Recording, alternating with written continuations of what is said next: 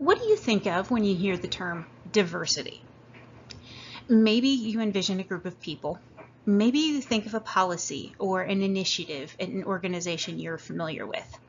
Maybe you think of protests, travel restrictions, and other political actions. There's a good chance that anything that came to mind fits with our academic definition. That's part of the reason I formatted the related question the way I did in this slide. When we think about a topic from the academic perspective, it usually has some similarities with more casual thinking. If the two perspectives are completely different, it might mean the academics are completely irrelevant.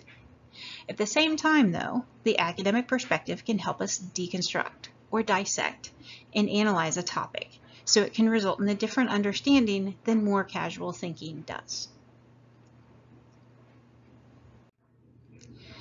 The concept of diversity can be applied to groups of things as well as people.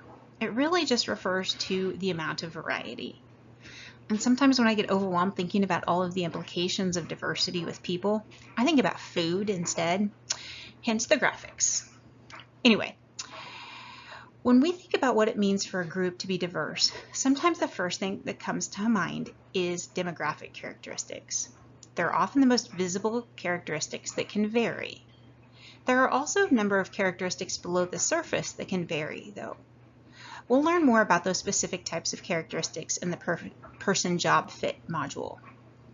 Academically, we also consider cultural diversity and cognitive diversity. Cultural diversity can refer to the geographic culture and overlaps with some demographic characteristics, but Hofstede's theory of geographic culture helps us think about the other invisible characteristics that can be influenced by cultural diversity. Research related to organization also uses the term cultural diversity to refer to members' perspectives on the organizational culture, specifically the variation in beliefs and norms. Cognitive diversity is focused on different ways of thinking, including things like how someone navigates a new situation that uses complex information.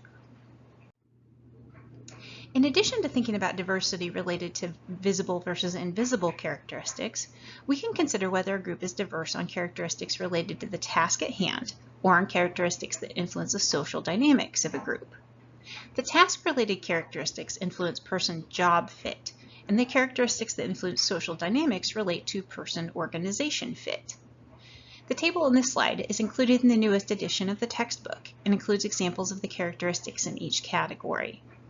It notes that the characteristics are examples and not a complete list, but I think it's interesting to think about what this information suggests about how diversity influences the social dynamics of a job or social dynamics in general versus job performance.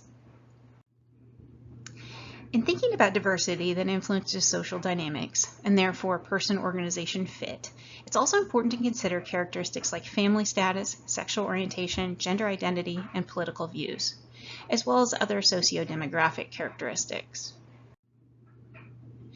At the beginning of this recording, I mentioned that the way we talk about diversity in class, the academic perspective, might be pretty similar to how we talk about it in more casual settings or in day-to-day interactions. Rather than including a summary with this recording, I thought it may be helpful to conclude by suggesting you take a couple of minutes to think about how the academic perspective is similar to and different from other perspectives. That might be helpful as you think about how diversity influences person-organization fit.